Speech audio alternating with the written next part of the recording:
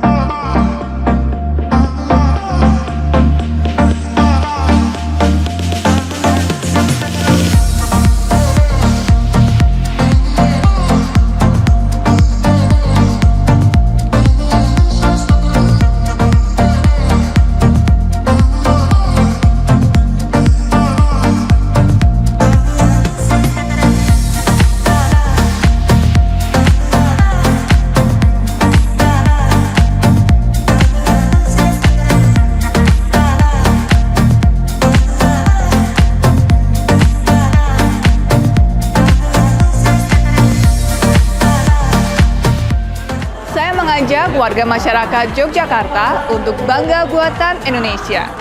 Mari kita cintai produk buatan dalam negeri, khususnya produk IKM atau UMKM. dengan membeli dan menggunakannya agar perekonomian semakin maju dan masyarakat sejahtera.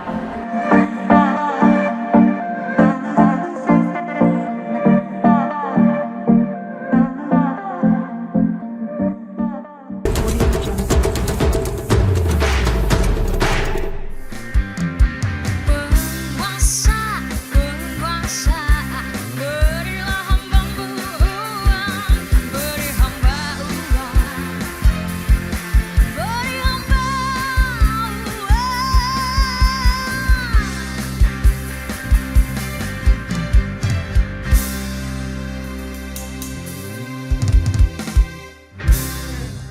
Terima kasih pemirsa, Anda masih bersama kami dan tadi sudah ngobrolin kita ya tentang bagaimana potensi Yogyakarta ini terkait dengan para eksportir yang ternyata luar biasa kreatif juga ya. Dan ada banyak juga tantangan yang disampaikan Ibu Syam. Kalau ingin menjadi eksportir berarti dia harus konsisten dan juga komit terkait dengan produk yang dihasilkan, kemudian bagaimana dia harus konsisten seperti itu. Kita saat ini sudah ada yang memang eksportir dari Jogja yang sangat kita banggakan, ada Pak Markus. Pak Markus, bisa dijelaskan dulu Pak terkait dengan awal mulanya, kan tidak langsung bisa mengekspor produk-produknya yang ada di depan ini ya. Mungkin bisa dijelaskan dulu Pak, ini produk yang Bapak bawa ini apa? Terkait bukan coklat ya ini ya Pak ya? Bukan coklat pemirsa ya. Ya, baik. Saya kenalkan ini produknya sebenarnya adalah arang. Oke. Arang briket. Jadi arang briket itu briket yang dihasilkan dari arang. Nah, kita memakai bahan tempurung kelapa. Sebenarnya bahan arang itu bisa banyak sekali macamnya. Rumput, ranting, kayu, kulit keras seperti kulit tempurung, kulit sawit, kulit kemiri, itu semua bisa. Bahkan ada penelitian sampai tulang itu diarangkan. Nah, latar belakangnya saya di dunia arang sebenarnya saya tinggal meneruskan dari kakek nenek. Jadi sudah turun-temurun ya? Iya betul. Jadi kakek nenek dulu ya taunya arang ya arang kayu lah. Arang kayu yang umum dipakai di zaman dulu, orang pakai anglo ya. Nah, kemudian turun ke orang tua saya, kemudian sampai ke generasi saya. Generasi saya karena kebetulan tahun 95 itu saya ada bekerja dengan salah satu perusahaan yang memang di bidang arang. Nah, di situ saya banyak ikut pelatihan sampai tahun 2003, pelatihan tingkat Asia. Jadi kita sebenarnya bukan pelatihan, kita sebenarnya sharing. Jadi kita dari Jepang, dari Korea, dari Cina, dari Thailand, Malaysia, kita bakar arang bareng, kemudian cerita lagi gunanya buat apa gitu. Nah, pemanfaatan arang sendiri kan ternyata sangat banyak sekali, dari yang kebutuhan pertanian, peternakan, kemudian untuk obat, kosmetik, bahkan sampai ke militer. Nah, untuk yang saya bawa ini, saya ngambil segmen untuk leisure sebenarnya, untuk kebutuhan orang merokok. Kalau pernah dengar ada namanya rokok Arab, nah rokok sisa inilah ya, bahan yang dipakai untuk membakar tembakonya rokok Arab. Segmen yang kita pilih sekarang saat ini sebenarnya walaupun banyak kita bisa membuka, tapi kita menyesuaikan dengan istilahnya pasar. Pasar lagi tren untuk kebutuhan itu ya kita sediakan. Tapi kalaupun nanti pasar membutuhkan arang untuk barbecue, untuk kebutuhan yang lain, kita akan siap ke situ. Jadi itulah sedikit banyak tentang produk kami sekarang untuk kebutuhan rokok sisa. Ini kebanyakan ya memang rokok sisa ya untuk di luar negeri. Terutamanya itu karena budaya Timur Tengah, Arab. Nah, ekspatriat Arab itu di seantero jagat kan ada. Nah, itulah yang kita layani. Sudah diekspor kemana saja produk-produk ini? Eropa terutama, karena kita memang standar kualitasnya kita memakai target Jerman. Mindset saya kalau produk udah masuk Jerman, masuk ke negara lain lebih mudah. Karena bayangannya saya Mercedes lah. Ketika kita berbicara Jerman itu Mercedes itu udah identik sebagai tolok ukur. Jadi kita mau bekerja di level Mercedes, level premium quality. Kita mungkin tidak banyak, tetapi kita secara value akan lebih bernilai seperti itu. Jadi setelah Jerman kita baru merambah ke sekitarnya, itu Belanda, Spanyol, kemudian Prancis, kemudian UK, kemudian sampai ke negara pecahannya Rusia, termasuk Rusia sendiri, kemudian keluar dari situ Timur Tengah terutama itu paling banyak. Itu dulu sebelum Lebanon kena krisis, kita utamanya Lebanon, kemudian ada ke Dubai, ke Oman, Irak sebelum kena krisis juga, kemudian ke Asia itu Jepang, kemudian di Australia kita juga masuk, kemudian ke Amerika itu ke Paraguay, ke Los Angeles itu kita sudah masuk semua. Nah, sekarang kita lagi mau penetrasi ke Afrika, walaupun kemarin-kemarin sebelum krisis Afrika itu kayaknya terbelakang, tapi ternyata dari sisi pertumbuhan ekonomi mereka juga potensial juga. Wow, ini berarti hampir seluruhnya ya. Kita doakan semoga Afrika tembus ya Amin. secepatnya ya. Amin. Ini luar biasa, ternyata marketnya luar biasa ya ini Ya. Briket Premium ini ya. Secara Ya. value juga sangat mengharumkan nama kita juga, Jogja Ya. dan Indonesia. Saya mau tanya ke Bu Syam, Bu, sebenarnya kan ini hanya salah satu saja contoh yang sangat iya. potensial. Nah, sebenarnya kan masih ada banyak juga ya yang potensial untuk bagaimana sektor industri ini yang bisa maju ke pasar global. Apa saja Bu sektor industri yang menjanjikan untuk go global ini? Sebenarnya kalau kita bicara by produk, itu semua produk bisa kita ekspor. Semua produk bisa kita ekspor nih. Dari sisi fashion, kemudian makanan, kemudian ada termasuk bulu mata. Ya, nih, seperti bulu yang mata. saya pakai. Ya, itu juga kita ekspor nih. Kemudian ada wig, Ya. wig, kemudian sarung tangan, ya, mebel, ya, itu sudah banyak sekali produk-produk IKM yang sudah ekspornya. Di samping tadi Pak Markus menyampaikan bahkan dari apa itu namanya briket aja sudah melalang buana Mbak Iya. Indri. Tinggal Afrika Pembinaannya yang aja belum. belum melalang buana Mbak. Ini kalah dengan briket ya. Benar-benar ini sudah di. Jadi udah banyak produk kita dari daerah istimewa Yogyakarta yang sudah ekspor, ya, sudah ekspor tadi beraneka ragam. Ya bahkan benang pun kita ekspor. Kalau makanan memang baru masih sangat terbatas ya kalau produk makanan ini. Tapi karena apa? Karena kita juga harus mempertimbangkan juga penyediaan kebutuhan dalam negeri terlebih dahulu. Ya misalnya untuk beras ya. Beras itu kan sebenarnya bisa juga diekspor. Bahkan negara manapun juga dia akan siap untuk menerima. Tetapi kan itu juga termasuk apa itu namanya barang yang itu sebenarnya kan barang terbatas ya, sehingga begitu ketatnya kalau kita mau mengekspor itu. Nah di kita kan butuh juga tuh makannya beras ya, karena di beberapa negara kan itu juga sudah mulai mengantisipasi terjadinya kelangkaan pangan ya yang isu global ini ya, sehingga ada beberapa negara yang biasanya dia mengekspor dia menahan diri ya, istilahnya seperti itu. Nah kemudian yang di kerajinan, di garment itu juga masih menjanjikan juga untuk saat ini untuk diekspor. Banyak yang menjanjikan. Banyak, Cuman iya. dari kitanya bagaimana nanti menuju ke pasar tersebut ya, betul, strateginya betul. seperti apa, nanti kita akan bahas bersama-sama. Saya mau ke Pak Sinar terlebih dahulu, bagaimana dukungan legislatif untuk mendorong produksi ekspor di DIY ini Pak Sinar. Ya, saya kira ya dari Dinas Perindustrian Perdagangan saya kira sudah punya database ya, mana-mana kemudian IKM kita yang memang sudah layak untuk kemudian didorong ke pasar ekspor ya.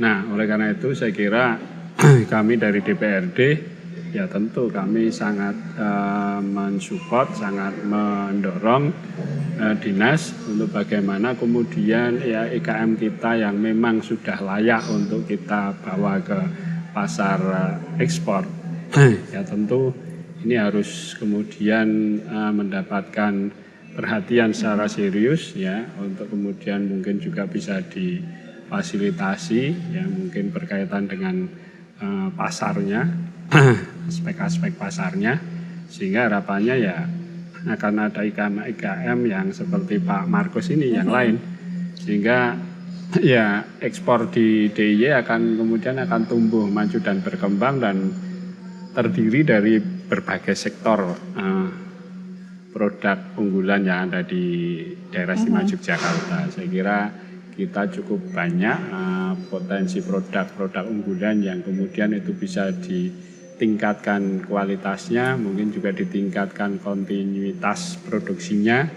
ya, yang kemudian ya IKM ini betul-betul layak dan siap untuk bersaing di kompetisi pasar global, saya kira.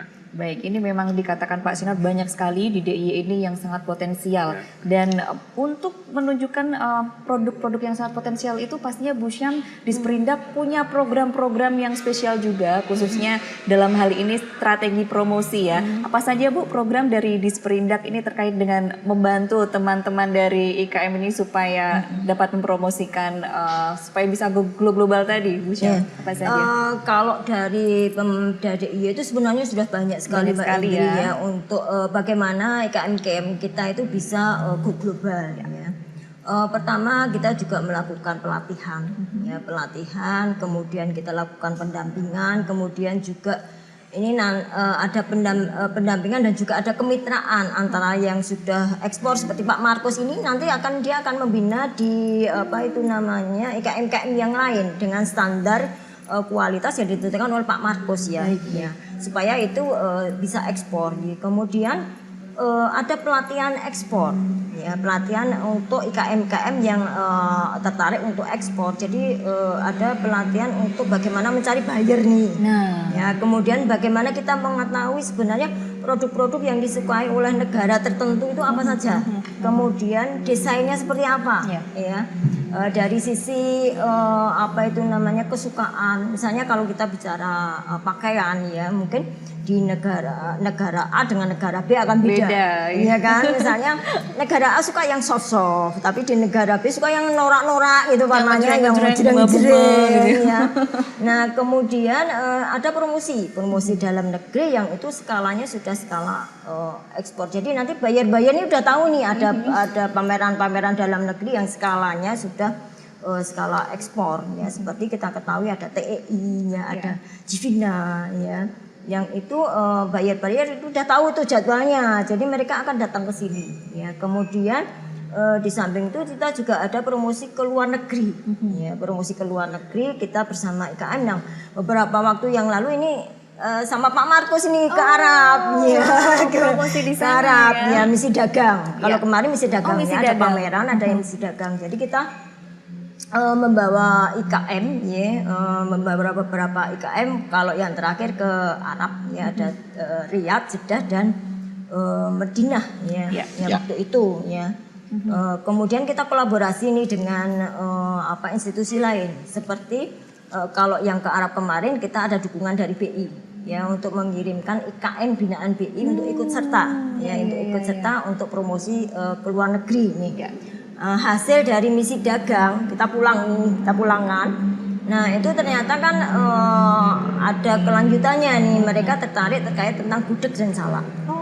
Ya, gudeg dan salak ini kan dua produk yang khas yang ada di daerah istimewa Yogyakarta ya, yang itu merupakan dua target yang ingin digolkan untuk ekspor ke Arab. Tapi memang harus melalui beberapa tahapan nih Mbak Indri.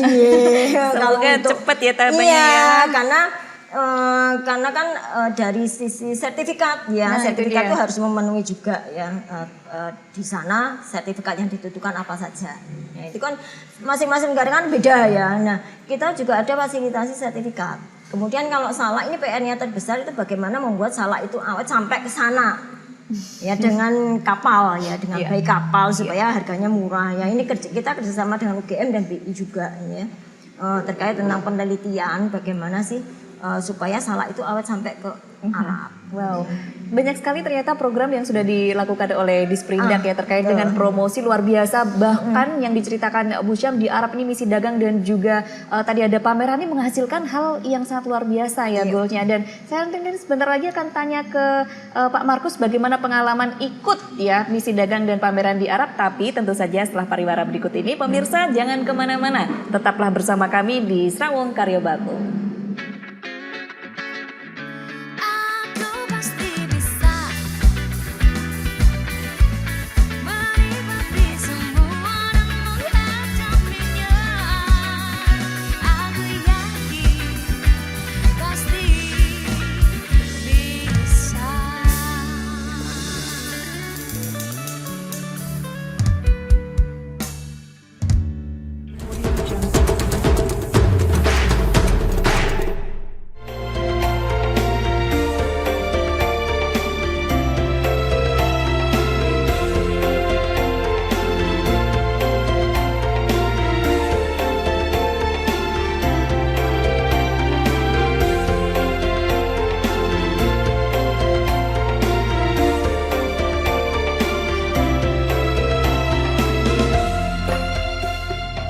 Daerah Istimewa Yogyakarta mempunyai 97.000 industri kecil menengah dengan produk yang kreatif dan inovatif.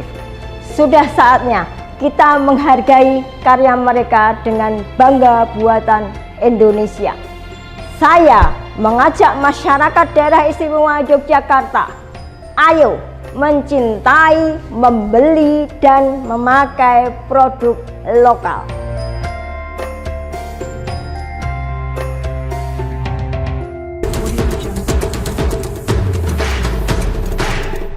What you gonna tell your brother? Oh, oh, oh. What you gonna tell your father? I don't know. What you gonna tell your mother? Let me go. Oh, oh, oh,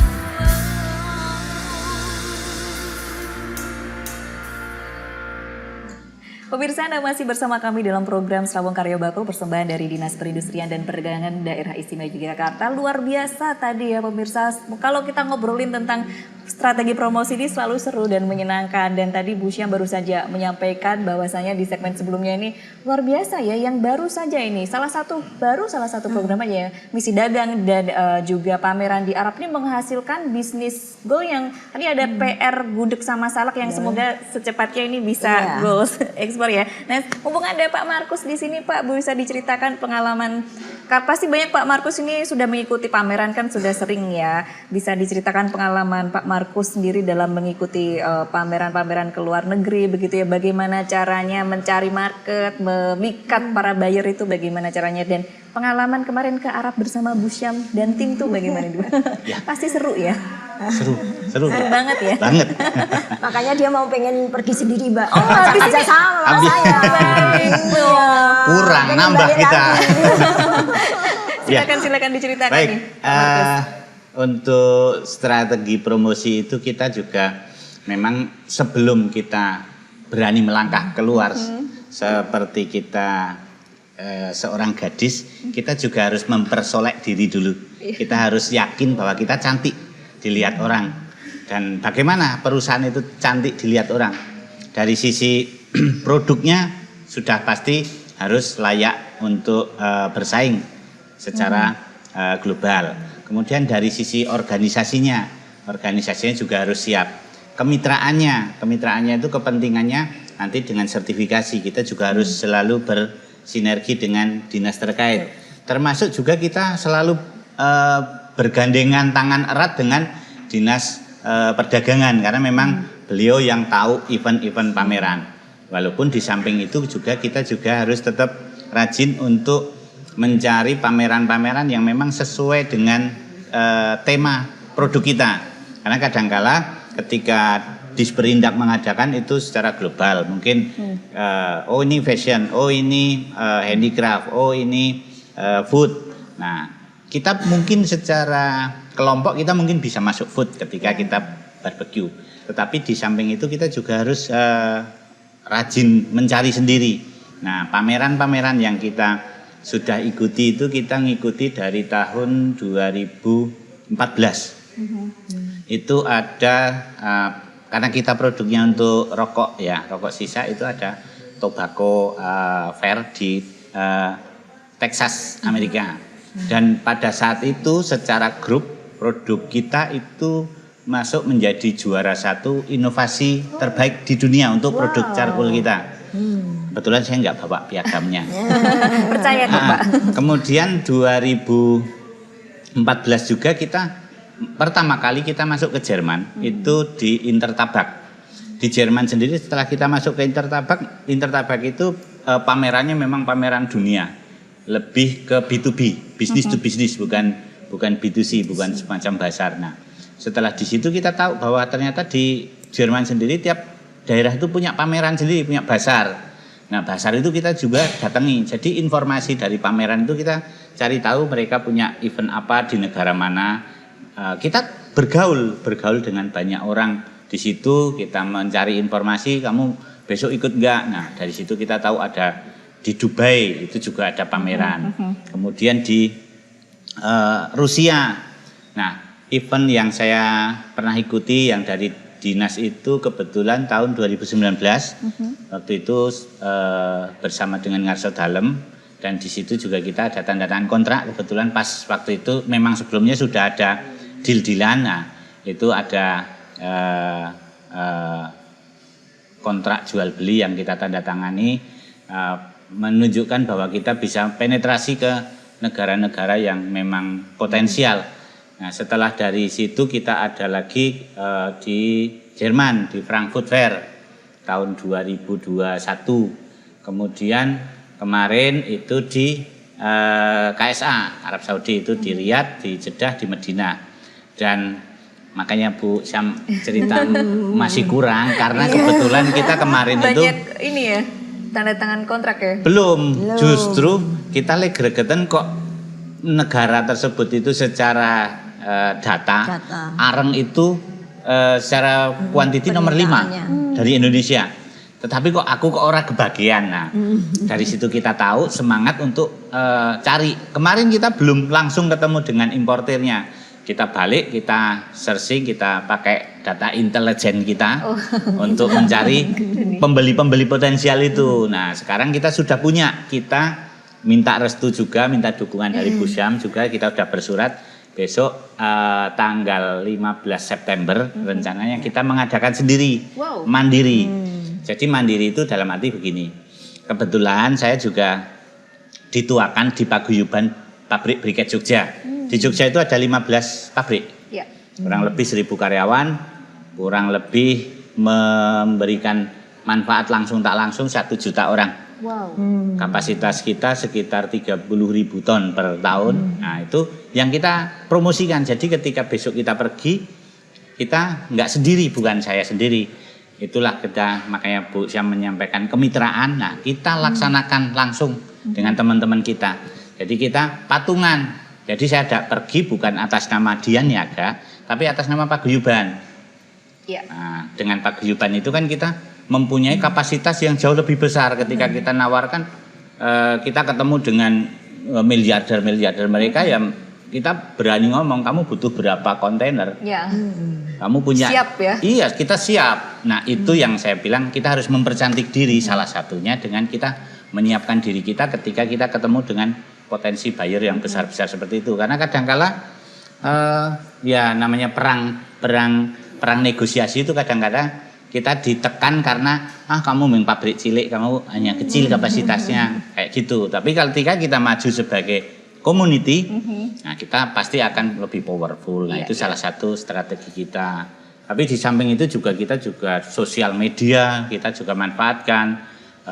Ya sekarang banyak sekali lah ya metode untuk kita bisa mencari pembeli dengan promosi, termasuk kita setiap kali mau datang pameran itu kita selalu memanfaatkan teknologi advertisement dari Google misalnya, dari Facebook dan yang lain. Mungkin kita juga pasang di story, di WA, di mana-mana. Dan produk kita itu kan sebenarnya secara kesehatan kan nggak bagus dan itu tidak dibolehkan untuk pasang advertisement. itu Tetapi gimana cara nggak mensiasatinya? blek saya, nggak blek. Jadi tetap saya pasang bayar biasanya yang murah-murah aja saya pasang. Terserah mereka nanti take down-nya berapa lama. Tapi setidaknya pengalaman yang saya ke Rusia itu sudah menjangkau ke 37.000 viewer hanya dalam 2 hari. Wow. Nah itulah yang kadang-kala kita nggak memahami. Sebenarnya mereka ketika melihat itu kan informasi kita untuk menyampaikan sudah sampai. Perkara nanti dia tertarik atau enggak itu kan ada strategi lain. Tapi setidaknya kita dari awal ya ada teknologi kita manfaatkan. Google itu sudah punya advertisement yang berbayar maupun yang gratis. Ya itulah yang kita manfaatkan, di samping kita juga dengan Bu Syam yang selalu berkoordinasi seperti itu. Iya, banyak ya strategi promosinya. Tadi saya baru tahu ada strategi promo baru Dablek. Iya, itulah. Iya. Bu Syam, kalau misalnya kita pengen ikut pameran Ibu, pasti ada syarat-syarat khusus ya. Itu apa Bu? Dan kita caranya supaya bisa ikut pameran itu bagaimana Bu? Jadi kalau untuk pameran yang khusus ke luar negeri ya ini Mbak Indri, kita bicara pameran yang khusus ke luar negeri ya. Itu memang syarat utamanya dia memang dari sisi legalitas, kemudian dari sisi kapasitas ya, jangan sampai kita sudah biaya mahal untuk pameran ke luar negeri, tapi pada saat di sana ada buyer itu dia nolak gitu kan, nolak permintaan karena tidak ada kemampuan untuk memenuhi permintaan dari buyer. Jadi memang kita harus tekankan IKM yang kita bawa pada saat pameran ke luar negeri itu, kalau ada buyer tidak boleh menolak. Jadi nanti PR-nya setelah dari sana, nah ini yang PR IKM yang kita kirim itu yang bagaimana bisa memenuhi ya kuantitas dan kualitasnya. Ya ini harus. Jadi sehingga kalau kita sudah bicara pameran ke luar negeri memang harus yang sudah siap dari sisi produknya. Iya, baik. Nanti kita di sesi selanjutnya akan berbicara tentang bagaimana kita siap ya supaya nanti kalau ikut pameran langsung tidak boleh menolak bayar itu tadi, kita tidak kewalahan ya. Jangan kemana-mana, pemirsa, tetaplah bersama kami. Tapi buka dulu topengmu, buka dulu topengmu, biar terlihat wajahmu, biar kulihat wajahmu.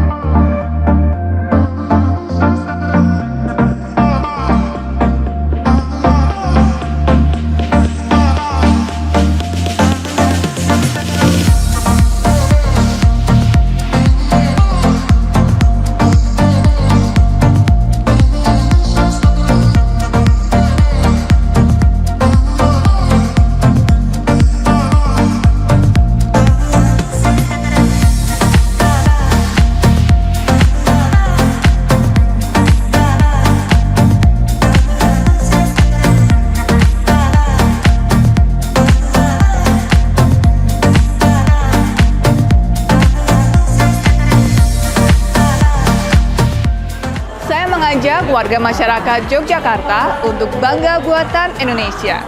Mari kita cintai produk buatan dalam negeri, khususnya produk IKM atau UMKM, dengan membeli dan menggunakannya agar perekonomian semakin maju dan masyarakat sejahtera.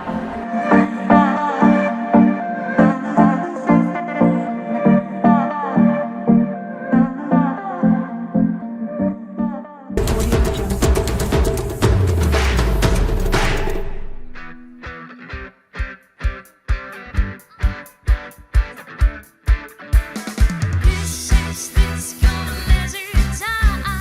I want you, I need you.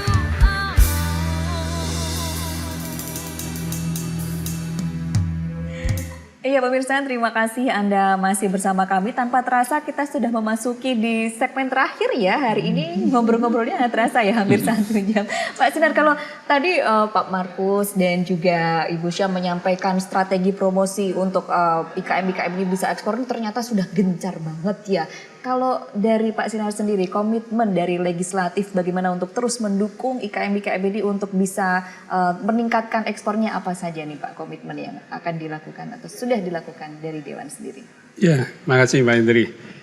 Ya, karena Dewan ini kan salah satu fungsinya kan budgeting ya, penganggaran ya. Ya tentu tadi ada Bu Syam sudah cerita banyak, Pak Markus juga sudah cerita banyak. Artinya bahwa ya potensi para IKM kita di DIY ini sangat besar untuk kemudian bisa meraih pasar global kan begitu. Nah kemudian saya kira tinggal bagaimana pemerintah daerah dalam hal ini Bu Syam melalui Dinas Perindustrian Perdagangan ya, bisa memotret IKM-IKM kita. Seberapa banyak IKM-IKM kita yang memang betul-betul sudah siap untuk kita tampilkan ke pasar global ya terkait dengan kemampuan kualitas SDM-nya, kualitas produknya, kontinuitas produksinya. Ya jangan sampai kemudian tadi ada cerita dari Bu Syam sudah ditampilkan ke pasar internasional, ke dunia, tapi ternyata ya pada saat buyers tertarik, kemudian dia tidak punya kemampuan dalam dalam aspek kontinuitas produksinya. Ini saya kira perlu juga lebih diperhatikan lagi ya. Saya kira mana-mana yang kemudian memang IKM kita saat ini sudah layak, sudah pantas untuk kemudian kita tampilkan ke pasar internasional. Sehingga harapannya ya IKM kita akan cepat tumbuh, maju, berkembang, dan harapannya yang sudah maju, sudah berkembang seperti Pak Markus ini kemudian juga bisa menjalin kemitraan dengan mungkin IKM yang posisinya masih perlu untuk kemudian ditingkatkan menuju IKM yang siap untuk ekspor. Saya kira itu Mbak. Iya, luar biasa supportnya. Pak Markus, kalau tadi kan disampaikan bahwasanya kita nih harus dandan diri dulu, mempercantik diri dulu ya sebelum kita mau maju ke ekspor ini. Gimana caranya kita tuh bisa siap diri? Berkaca pada diri sendiri, oke, saya sudah siap untuk ekspor, dan ketika udah siap pastinya kita harus memikat para buyer itu kan. Itu gimana nih Pak tips-tipsnya dari yang sudah ekspor ini? Silakan Pak. Terima kasih Mbak Indri. Jadi kalau kita berbicara memikat buyer itu kan pertama kita dari produk dulu. Produk kita sudah siap dalam arti juga bukan hanya kualitas produknya tapi kelengkapan produknya. Kelengkapan produknya itu biasanya bentuknya sertifikasi. Nah, sertifikasi itu juga kita di dalam negeri sendiri kita punya aturan apa yang harus kita penuhi, termasuk juga legalitas company-nya juga. Karena nggak mungkin lah kita bisa ekspor kalau nggak punya NIB lah, kalau sekarang kan NIB. Nah, dari sisi sertifikasi produk kita itu butuh sertifikat apa di dalam negeri kita. Kemudian di luar negeri kita juga harus tahu tiap-tiap negara itu berbeda aturannya. Kita harus tahu sertifikasi apa yang diperlukan. Kadang-kala ada yang memang selalu mengharuskan pakai COO atau sertifikat keaslian barang dari SKA. Ada yang selalu minta, tapi ada yang kadang nggak perlu, tapi malah minta surat karantina. Karena beda-beda. Jadi dari situ kita secara produk sudah siap dulu. Kemudian ya termasuk juga promosinya dari Dinas Perdagangan, terutama kita memanfaatkan jalur atas perdagangan maupun IDPC. Kita minta ya dipromosikan nama mereka. Ini loh kita punya company-company di sektor ini seperti itu. Itu kan bantuan yang secara mungkin tidak langsung dapat manfaatnya, tapi ketika nanti ada buyer meminta informasi, diharapkan bisa dapat istilahnya koneksinya. Dan di samping itu juga ketika kita sekarang lewat sosial media, pameran juga virtual juga bisa. Tapi ketika kita di pameran juga kita berusaha membuat booth kita seatraktif mungkin.